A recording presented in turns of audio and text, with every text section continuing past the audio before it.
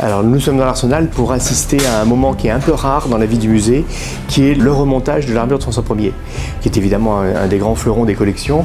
Donc c'est une pièce qui est ordinairement présentée dans la salle royale, et là, du fait des travaux que nous allons connaître pendant 6 mois, on l'installe derrière une des baies de l'Arsenal, donc à vue des visiteurs. Et donc c'est l'occasion de voir le détail du montage d'une armure. La selle évidemment a été préposée parce que là on a aussi des éléments de structure moderne à monter pour soutenir le mannequin. On a mis la barde, ce qu'on appelle la pissière, qui est en fait la partie arrière de la barde du cheval. Alors normalement quand on met une armure on le met au sol, on ne le met pas à cheval, mais on triche un peu. On commence toujours par mettre ses jambes. C'est les premières pièces de l'armure que l'on commence à installer, donc c'est ce que vous voyez ici. On monte la partie haute, donc avec la dossière, et le plastron va arriver devant. C'est pas une armure que l'on monte et que l'on remonte tous les jours, donc ça peut... Il faut retrouver un petit peu nos marques. Et alors les pièces se mettent dans un ordre très précis. Voilà. Donc les attaches évidemment ne sont pas toutes des attaches d'origine.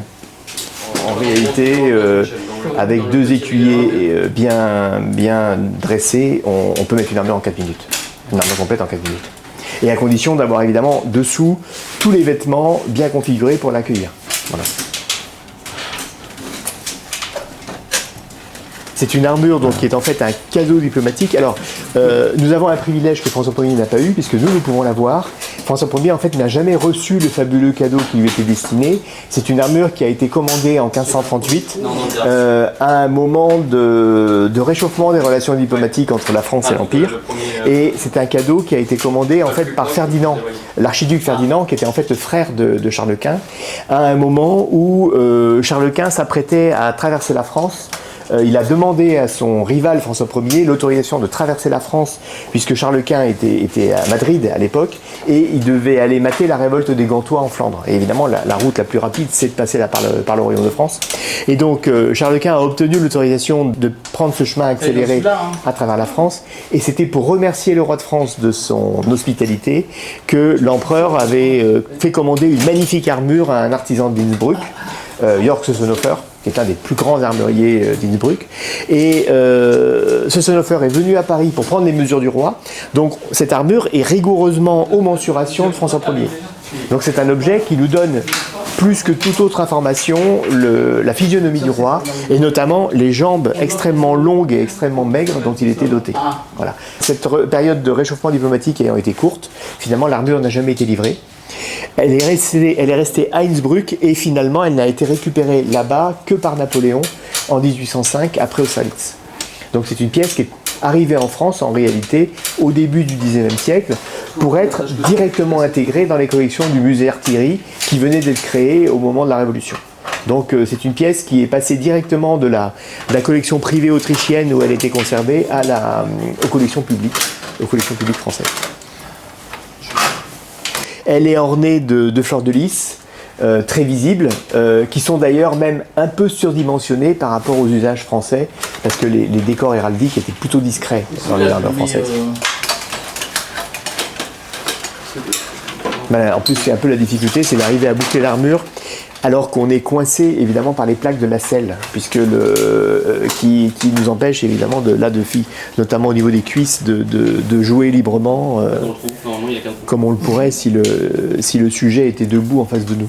Alors la difficulté, c'est pour ce genre de mannequin, en plus de donner une silhouette la plus naturelle possible, même si l'armure est vide, qu'évidemment l'ensemble cheval-mannequin soit harmonieux, que la position soit exacte, que même sa position en tant que cavalier soit cohérente par rapport aux usages équestres, etc. Et ça, c'est pas toujours facile à obtenir. Comme ça. C'est pas mal, hein. Là, c'est le colletin qu'il faut déplacer. Ouais. Voilà, les épaules, ça va, mais c'est le colletin. Le colletin, il faut le ramener vers vous, Michel, si c'est possible.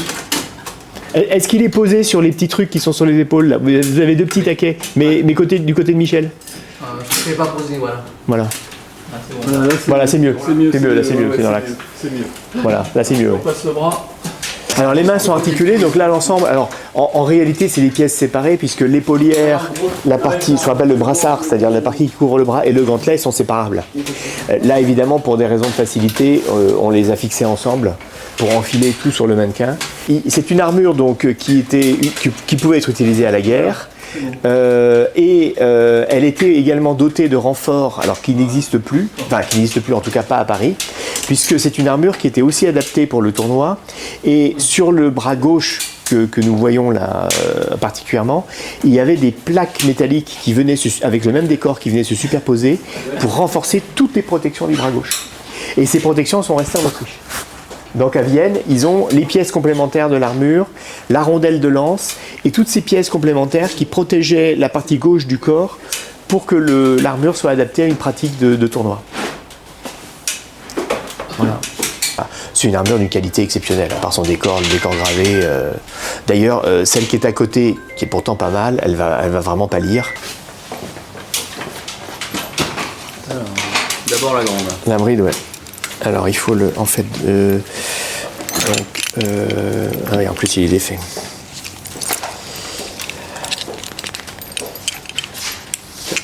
Voilà, celle-là déjà. Hop.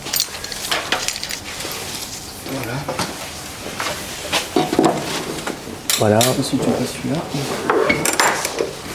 Est-ce que François Ier était un bon cavalier? Oui, certainement. Certainement, parce que c'est un... Alors, en plus, c'est le dernier roi de France. Enfin, le dernier, c'est Henri IV, mais c'est l'avant-dernier roi de France à avoir vraiment combattu à la tête de ses troupes. Donc à cheval, à Marignan, et puis aussi à la bataille de Pavie, et ça d'ailleurs lui a été fatal, parce qu'il a justement chargé bêtement à la tête de sa gendarmerie, à la tête de la cavalerie lourde française, en empêchant du coup les canons français de continuer à tirer sur les adversaires suisses et espagnols qui étaient en face de lui. Et du coup, il a été capturé. Il a passé près d'un an de captivité à Madrid. Donc c'est un personnage qui s'exposait au combat. Il a été d'ailleurs blessé au cours de la bataille. Il a été assez sévèrement frotté. La cavalerie lourde, c'est encore là où sert la noblesse. Et le prestige des armées vient de sa capacité à mobiliser une cavalerie lourde entièrement cuirassée. Évidemment, quand vous avez quelques milliers de cavaliers équipés comme ça, chargeant au galop, ça a une force et un effet psychologique qui est... Surtout qu'en plus, on combat encore à la lance. Donc ce sont des chevaux spécialement entraînés qui sont capables de tenir leur ligne pour combattre à la lance. Et on va mettre en place un peu avant ces fameux bataillons de piquiers, notamment les Suisses vont mettre en place cette technique qui permet justement de freiner l'élan de ces cavaleries lourdes. Et là, comment dirais-je, l'initiative est en train de basculer sur les champs de bataille au profit de l'infanterie.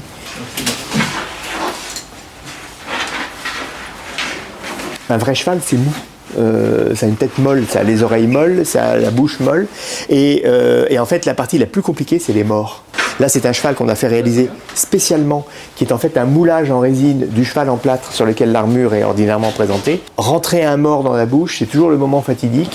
Et on a heureusement une collection de morts importante, mais on est souvent obligé de faire de longues séances d'essayage avant de trouver le bon mors qui va rentrer dans la bouche du cheval. Il faut qu'en plus que la bouche soit vraiment ouverte, puisque le mors rentre jusqu'au fond de la bouche, jusque sur la langue. Voilà. Et autre chose que nous avons, alors ça donne une figure affreuse à ces chevaux, mais on est obligé de prévoir des oreilles amovibles. Parce que sinon ça passe pas. Il y a un truc rouge? Ah oui, un truc rouge et un truc vert. Ah bah vert c'est... Ouais, c'est bon. Hop. Incroyable. Voilà. Là, il est presque entièrement équipé, et alors vous pouvez voir le décor, ce décor repoussé et doré, gravé, magnifique, qui ornemente l'armure. Donc,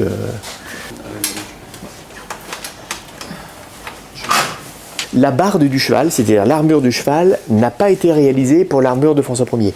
Elle est du même maître. Et elle est contemporaine, mais il se trouve que quand l'armure a été prise par les troupes de Napoléon, donc en Autriche, ils ont embarqué avec un équipement de cheval qui leur paraissait correspondre par son décor, et c'est le cas, mais en fait c'est une barde qui a été réalisée pour l'empereur Ferdinand, et qui a été associée à cette armure. Voilà, là on installe ce qu'on appelle le frein. c'est-à-dire des brides qui servent de brides de secours, qui permettent d'arrêter le cheval. Vous voyez les branches du mors qui sont très longues, qui font un véritable levier, et qui, là, quand on devait arrêter le cheval vraiment brusquement, c'est un peu le frein de sécurité, le frein à main, et ça fait très mal à la bouche du cheval. C'est-à-dire que là, on peut casser carrément la bouche du cheval quand on use ce procédé, mais ça permet d'arrêter le cheval en plein élan. Et là, un cavalier en guerre a besoin évidemment d'un cheval qui répond immédiatement aux sollicitations. Juste soutenir. Hein. Donc, et ce frein est même orné de plaques métalliques pour qu'il ne soit pas coupé éventuellement par le combat ou le tournoi.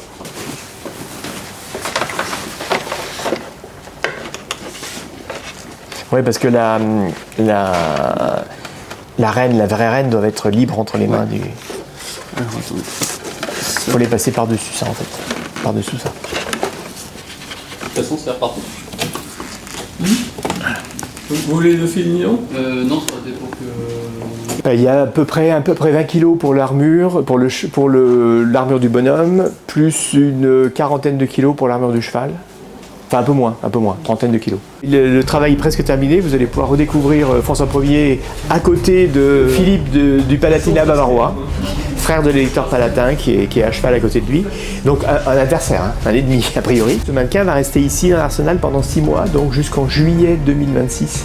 Et on le réinstallera évidemment à l'issue de notre chantier, donc dans la grande vitrine qui avait été constituée spécialement pour abriter ce grand objet des collections royales françaises.